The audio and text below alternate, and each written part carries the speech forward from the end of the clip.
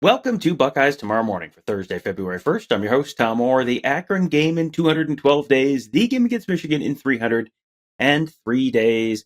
On yesterday's show, we talked to Kevin Noon about the 5 interviews with the 5 transfers who are already at Ohio State, not including true freshman Julian Sayin. Got just sort of a little bit of a Cliff Notes version on those interviews, some first thoughts on those new guys. Today, we're going to start the process of letting you hear directly from some of those new guys. And we're going to start, where else? We got to start with the quarterback, right? Will Howard, transfer for Kansas State. He had a lot of interesting things to say. He's coming into sort of a unique situation. 5 quarterbacks in that room. That is kind of unusual for modern day college football. So let's start with the obvious first question. Why Ohio State? Man, there was a lot of reasons why, but, when I got to the end, it was more why not, I just felt like this was an opportunity I couldn't pass up on. And, I really thought I had a really good relationship with Coach Day. Thought he was a really good guy, and obviously didn't know about the Coach O'Brien news, but that fires me up too. There was just so many different things that went into this decision. It was a long, weird journey in the portal, but I couldn't be happier or more blessed to be here. What about Coach O'Brien? What is it that fires you up about him from your vantage point? He seems like just very relatable, someone that I can get along with really well. Very smart. I mean, he's been around for how long doing this, and has done some really, really good things at some really big time places. Just the experience that he brings and that I'll be able to, feed off of and kind of just really just learn from him and kind of bounce ideas off of him because, he's really personable. He's a player's coach. He wants to do what we want to do and cater to our strengths, and he wants to run our offense, and that's big time. Some guys spent a lot of time in the transfer portal. Some guys transfer after just a day or two. Will Howard was in there for a little bit of a good time, a good stretch of time before he finally decided on Ohio State. So what was the process like of going through the portal, and what took so long?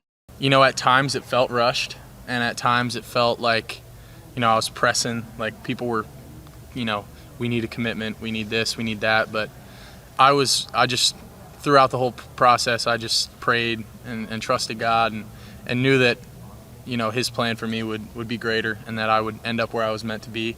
And, that paid off, tenfold. I feel like I landed in the best possible place for myself, and I couldn't be more thankful and blessed to be here. How long was Will Howard in the portal before he heard from Ohio State, and then sort of where did it go from there? I don't remember exactly when it happened, when it went down, but I knew they wanted to wait until after the Cotton Bowl to do anything. So I was patient, and I knew that that going to Ohio State and playing quarterback here would be a huge honor and an opportunity that would be hard to pass up. And it was a long process, but I'm glad I ended up here. While you are in the transfer portal, there are no guarantees about anything. There are plenty of guys who go in and never find a landing spot, and there's not a guarantee that you'll be allowed to go back to the place that you left. So was it tempting for Will Howard to not be patient and maybe just take the bird in the hand rather than waiting and taking a chance on maybe something didn't work out with Ohio State? There was a lot of different options for me on the table, and I thought they were all really good options. I didn't think any of them were as good as this one, and this is the one that I kind of had circled in the back of my mind. And it was really down to the last minute. In the last week before I committed here, I got a Senior Bowl invite. That was probably the thing that I was closest to doing, was going to the draft. I was projected a 3rd to 6th round. So that's what I was hearing. You can never really trust anything that you hear, but that was consensus what I was hearing, and I just felt like I had the opportunity, and I felt like my talent level didn't really match where my stock was, and I felt like I couldn't pass up an opportunity to try and bump that up and go somewhere to compete for a national championship. Well, you heard him say that he watched the Cotton Bowl and was waiting for the Cotton Bowl to be over before he officially made a decision on Ohio State. So what was it like watching that Cotton Bowl game, thinking about how he might fit in this offense? I was really just watching it just because, we played Missouri, lost to them this past year on a heartbreaking field goal from like 62 yards. So like I was just watching the game as more of just a fan. But yeah, I mean, the things that Coach Day does in his offense and that Coach O'Brien does, I feel like really fit my type of build, my type of player. Where I was coming from at K-State, it was a very run-heavy offense, especially quarterback run-heavy, which I was very happy to do and didn't mind doing at all. I'm excited here to where I feel like it's more of a, where I can be that pocket passer and also use my legs when I need to.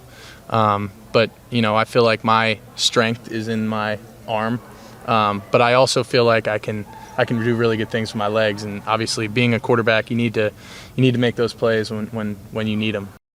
Moving from Kansas State to Ohio State means not just a new offensive system, but obviously also new teammates as well. So how much is the chance to play with this group of wide receivers, one of the most talented groups in any room, anywhere in the country, factor into his choice? Now, here's one of these little tips. He wasn't asked about specific players, so this is one of these times when you just want to pay attention to which guys he mentions by name in this answer. Oh, it had a huge impact on it.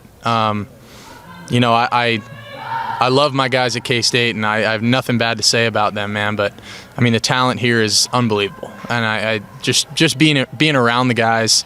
And the thing that's impressed me the most about, especially the receiver room, is how driven they are and how much they want to work. I don't have to go out there and beg these guys to go catch. I mean, they're already out here catching on the jugs when I come out to throw. It's like they're incredibly hardworking just all across the room. I mean, we got dudes like Carnell and Brandon Ennis and obviously Emeka and all those guys. Like, I mean, that's just tip of the iceberg. Like, there is so much talent in that room, and being able to throw to guys like that makes my job a lot easier. All right, so if you were listening closely, you heard him mention Carnell Tate, Brandon Ennis, and Emeka Egbuka. Just one of these little indicators to file away in the back of your mind for later, but just those are the names that unprompted he mentioned. Just keep those in mind for later this year when we're talking about wide receivers. Now, what about Jeremiah Smith? 5-star, number one prospect in the whole nation, regardless of position. He was asked about Jeremiah Smith specifically. So this is one where you got to keep in mind the early enrollee freshmen are still basically working on their own right now, separate from the veterans. So he really hasn't had a chance to get to know Jeremiah Smith too much. But here are his first impressions of Jeremiah Smith. Dude, he's a dude, man. I haven't gotten to talk to him that much yet, just because we've been in different groups lifting and stuff. But man, he's a specimen. I mean, that dude is a freak show when it comes to physical. I mean, he is. I'm excited to see him out on the field in live action. It'll be fun.